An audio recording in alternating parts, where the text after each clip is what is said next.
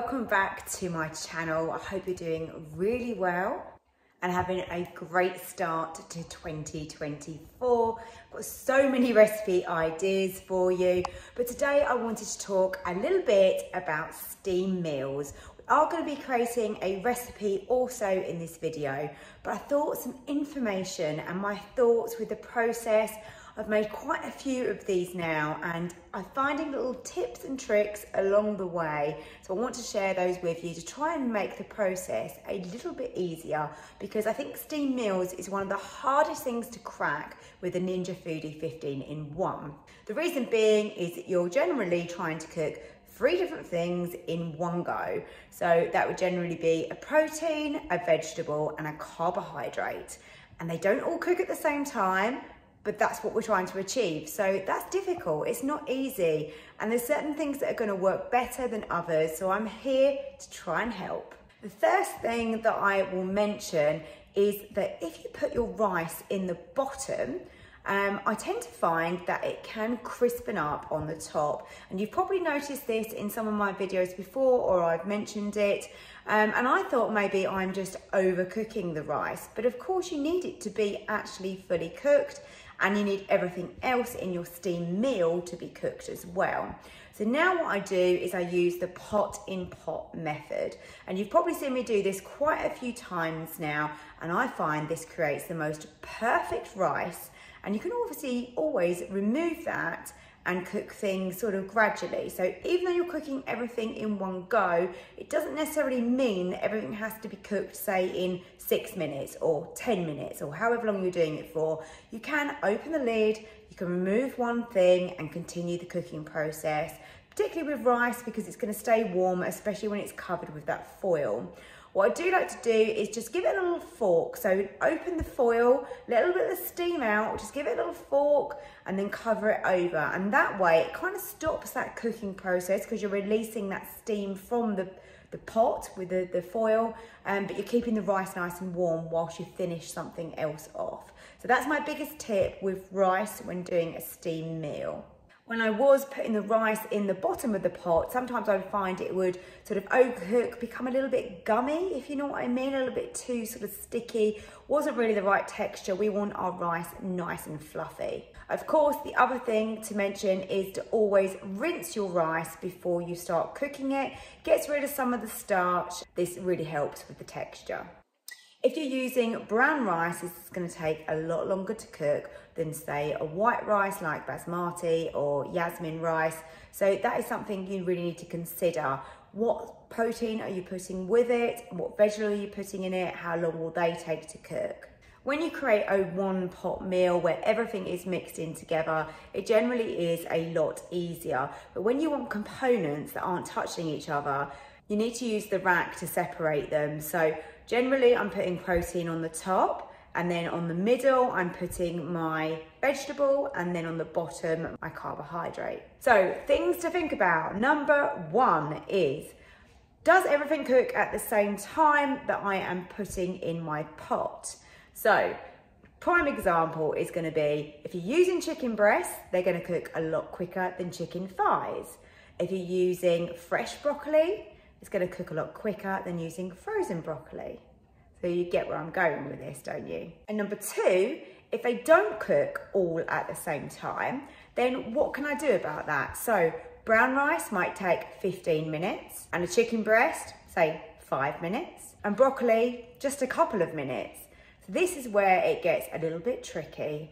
And that's what I'm going to show you today in on my recipe. So we can't change the amount of time that it takes to cook the rice, which is the thing that's going to take the longest in my example. However, if we just swap the chicken breasts out for some chicken thighs, they are going to take that much longer to cook, and they do really well when cooked with using steam. When you're thinking about your vegetable, broccoli is going to cook really quickly. Like I said, we could change it up for some frozen broccoli. It's going to take a bit longer. Or you could look at more of like a root vegetable, so like a carrot or a parsnip or some swede, something like that. That is going to take a lot longer to cook, and also how finely we chop it. So if we do massive pieces of broccoli, or we chop them really fine, or again with carrots, if we dice them, or if we leave them really chunky, all of these things are going to make a difference to whether we can get the steam meal to cook at more or less the same time. So the main thing that I have changed when doing steam meals is to use the probe. You've probably seen my sausage and mash with carrots, which was a great success. However, the sausages were quite browned on one side, still totally edible, they weren't burnt or anything. So I could have reduced the cooking time, but what I could have probably done, because I think the sausages probably needed that length of time, is just to open the lid, turn the sausages over and shut the lid again. But by using carrots, it allowed me to cook the sausages for the length of time they needed. They made the potatoes really, really soft, so that could create a lovely, soft, creamy, smooth mashed potato. Of course, if I'd done this and I'd put broccoli in, for example, instead of the carrots, that length of time would have meant that the broccoli was completely mushed. When you're using steam meals, I find it best to put my vegetables in a little pouch of foil, and that way that they just steam really nicely. Another trick is to add a little bit of water into there, and that really helps that steaming process and stops them getting too crispy and too overcooked. So tonight's recipe that I'm making, I'm going to be using some chicken thighs, and I'm also going to be using some rice and some broccoli. And I'm going to show you a different kind of way of doing this. To make this steam meal, I'm using some chicken thighs. I've got some lime juice in there, and I've put some ginger in as well. I've got some jerk seasoning here, and we want a good couple of tablespoons, probably around that much. The jerk smells really, really nice. You can use fresh chili or some crushed dried chilies like I'm using here. It's really personal taste with the chili. Add as much as you want. Unfortunately, I haven't got any spring onions. Normally, I would chop them up really fine and put those into here as well. You can use fresh garlic or some granules like I'm using. Some dried thyme. And then we want about 4 tablespoons of a coconut milk or cream. So if you can get as much of the cream as possible, then that is great. So I've got these small cans here. These are brilliant. These are from B&M. Really cheap. And then you get, look, nice amount of cream in those. And I'm just going to use a little bit of the coconut milk as well, but mainly get the cream into there. And this is going to make a beautiful marinade for these chicken thighs. And you can do this ahead of time. You can leave these in the fridge, give them time to really infuse the flavour. And that is what is great about chicken, isn't it? Takes on all the flavour that you put in. As you can see here, that has made a beautiful marinade on those. Have a look at that. Smells really good. It's going to move the chicken to one side, and we have got our rice here. So I've washed my rice to get rid of the starch, and we're going to cook it in here because this is going to be the pot-in-pot method that I really like, rather than cooking it in the bottom of the main pan. Now for my liquid, why not use the rest of this liquid in here, the coconut milk? So let's do that, and then we'll top it up with water so we've got the right quantity for cooking that rice. In with the rice, I'm going to cook some peas. So I just got some frozen peas there. Add as many in as you like. To give this some flavour, I'm going to add some allspice seasoning. So pop that in. Doesn't need to be too much. Some black pepper, a little sprinkling of thyme. And if you wish to, you could saute off some onion and garlic and add that. I personally wouldn't put it into this raw. It's up to you really, but that's how I would do it. At the moment, I'm just avoiding onion and garlic, so I'm gonna leave that out, but it would taste really good with it in there. So now just to add the liquid, and then I'm just gonna squish down those frozen peas into the rice like that. And now all we're going to do is cover that with some foil. And that's going to help that steam away and create the most perfect fluffy rice. And by the way, the rice I'm using is basmati. I've turned the Ninja on. We're on sear and saute. So I'm going to lower in my chicken thighs. And this is just so we get a little bit of colour and get these cooking. So skin down. These smell so good. They've got so much flavour on them. So I've got this on quite high because we want to get a really good char on those. So whilst the chicken is just browning, I've got my rice now on the rack, which we're going to lower in. Of course, you can have something on the bottom, but in this circumstance, I don't want to do that. So we are going to use this to go on top for our chicken, so that gets nice and browned and crispy. So what I'm going to do is I'm going to see if I can fit in my broccoli here, which I'm just putting into a parcel. I'm going to add a little bit of water into there. Doesn't need to be a great deal. I'm just leaving my broccoli nice and plain because we've got loads of other flavours going on. So seal that up. And I'm actually going to lay that on top like this. Then we can go on top with this rack and we can put the chicken on there and everything will fit into my pot. I have a real mess in the bottom of the pan, but do you know what? I don't think it's going to make any difference. So I'm going to just add in my water. And that really is going to create like a stock now, isn't it? Because we've got all that flavour on the bottom. And as that steams, I'm sure that's going to come off. And that's just going to help infuse the chicken even more. Or really, I'm just lazy and I can't be bothered to clean the pot at this stage. But, you know, this is quick meals. We need it to be fast.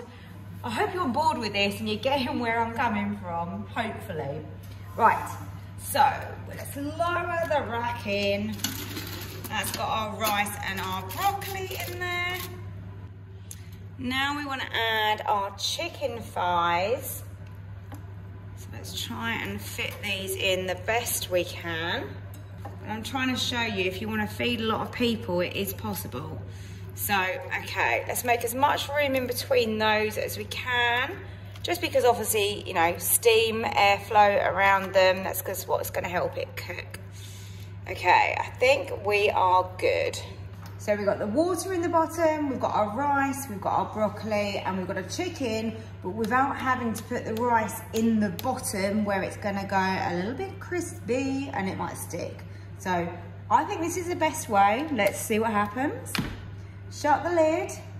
We're on steam meals, which is exactly what we want. I'm just going to lower the temperature slightly to 190. Chicken thighs are going to take a long time, right? So if you've got boneless, skinless ones, you might only want to do 15.